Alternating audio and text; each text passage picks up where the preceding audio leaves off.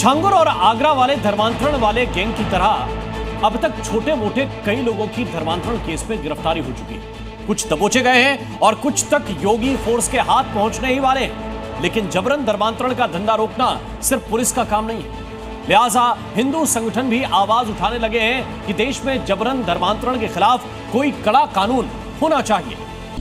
श्रावण मास चल रहा है, सभी सनातनियों को एक बहुत बड़ा गिफ्ट भारत सरकार को देना चाहिए। इस देश में धर्म परिवर्तन करना कानूनी अपराध होना चाहिए, कानूनी अपराध होना चाहिए। कानून लाइए कि हिंदू धर्म परिवर्तन नहीं कर सकते। क्यों नहीं लाते हम? और अगर हम नहीं लाएंगे तो एक दिन इस देश में हिंदू नहीं बचेगा, चाहे वो 10 साल हो, 20 साल हो, 25 साल हो, 50 साल हो। अगर ये नहीं मान रहे हैं तो इनको मनवाओ, और जिस भाषा में समझते हो उन भाषा में मनवाओ भैया। कानून बनना चाहिए और न्यास में तो करो, जो सनातन बोर्ड बनते ही सारी समस्याओं का समाधान हो जाएगा। निश्चित रूप से समय आ चुका है, ऐसा कोई ठोस कानून लाने चाहिए जो हिंदू धर्म को परिवर्तन करने का साजिश करता है, धर्मांतरण कराने का साजिश करता है। इसके तहत ठोस कानून लगा करके कानूनी अपराध घोषित करना चाहिए। जो जबरन धर्म परिवर्तन कराते हैं उस पर रोक लगना चाहिए, उनको सजा मिलनी चाहिए। कोई भी धर्म किसी धर्म के खिलाफ जहर नहीं बनता है। जो इस तरीके को कृत्य कर रहे हैं वो कतई बर्दाश्त नहीं होगा, और इस पर चाहिए कि देश के प्रधानमंत्री मुख्यमंत्री को संज्ञान लेना चाहिए कि इस तरीके के संतों को मठ में रहना चाहिए, ना कि इस तरीके के बयान इनको देना चाहिए।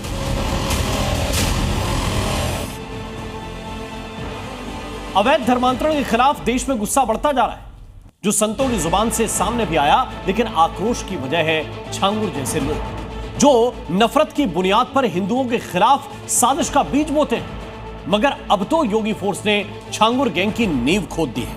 आज छांगुर की जमीन वाली साजिश से पर्दा उठाएंगे, जो करोड़ों की काली कमाई को सफेद करने का जरिया थी।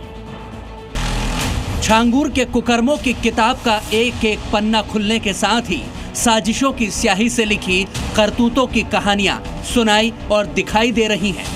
योगी फोर्स के ऑपरेशन अस्मिता के तहत छांगुर गैंग के 2 और मोहरे दबोचे गए हैं। उनकी पूरी कुंडली आपको आगे बताएंगे।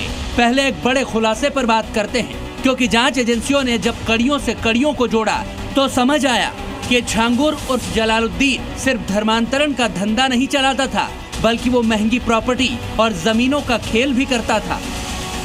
हमने देश हित में पहले ही आपको बताया था कि छांगुर के फंडिंग नेटवर्क में 60 करोड़ के लेन देन का खुलासा हुआ है, लेकिन अब इसके पीछे का पूरा खेल भी बेनकाब हो चुका है।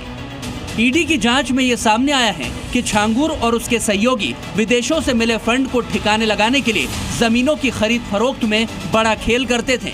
वो तयशुदा बाजार मूल्य पर जमीन की रजिस्ट्री नहीं कराते थे, बल्कि उसे बढ़ा चढ़ा कर देते थे। मतलब रजिस्ट्री में बिक्री का वही मूल्य दर्शाया जाता था जो खरीदार से पहले ही फिक्स कर लेते थे। छांगुर के इस जमीनों वाले खेल को आपको अंक गणित के जरिए आसान भाषा में समझाते हैं। मान लीजिए कि छांगुर गैंग किसी शख्स से जमीन खरीदना चाहता है जिसकी मार्केट वैल्यू करीब 5 लाख रुपए है, लेकिन उस जमीन की कीमत 20 लाख रुपए बताकर रजिस्ट्री कराई जाती थी। मगर जमीन मालिक को सिर्फ 5 लाख रुपए ही दिए जाते थे और बाकी के 15 लाख छांगुर गैंग खुद रख लेती थी। इस चालबाजी से बैंकों में जमा पैसा निकालना छांगुर गैंग के लिए आसान हो जाता था, जो कि छांगुर को विदेशी फंडिंग के जरिए मिलता था। ईडी को शक है कि बैंकों से फंड ट्रांसफर कर उस पैसों को दूसरी गतिविधियों में इस्तेमाल किया जाता था। ईडी की छापेमारी में अब कई तरह की चीजें सामने आ चुकी हैं। करीब 60 करोड़ से ज्यादा की संपत्तियों के बारे में ईडी को मालूम चल चुका है। छांगुर से जुड़े हुए जमीन के खरीद फरोश के कागज भी ईडी के हाथ लग चुके हैं, जिसमें उसने गलत तरीके से तमाम जमीनों का बैनामा कराया है। ऐसे में माना जा रहा है कि जल्द ही ईडी इस पूरे मामले को लेकर कुछ और बड़े खुलासे कर सकती है।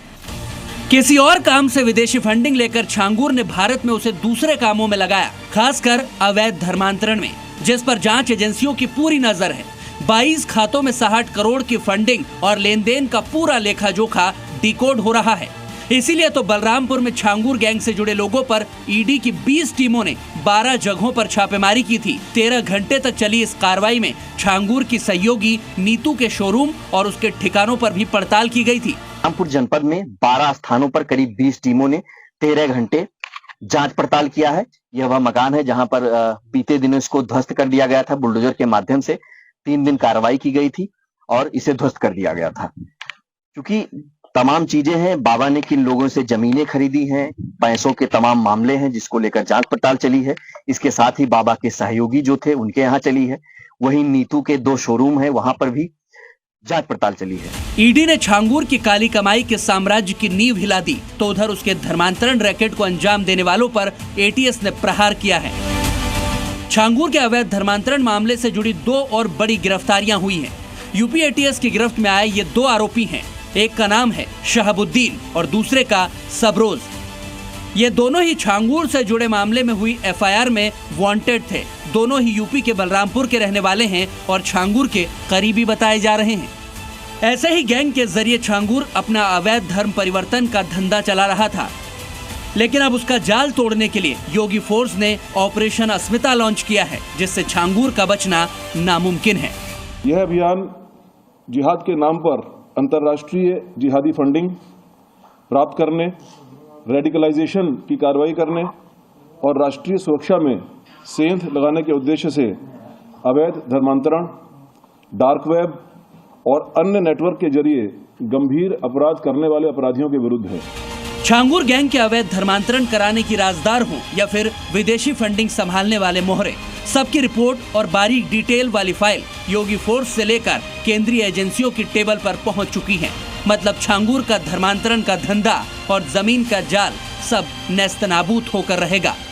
लखनऊ से विशाल रघुवंशी के साथ ब्यूरो रिपोर्ट, जी मीडिया।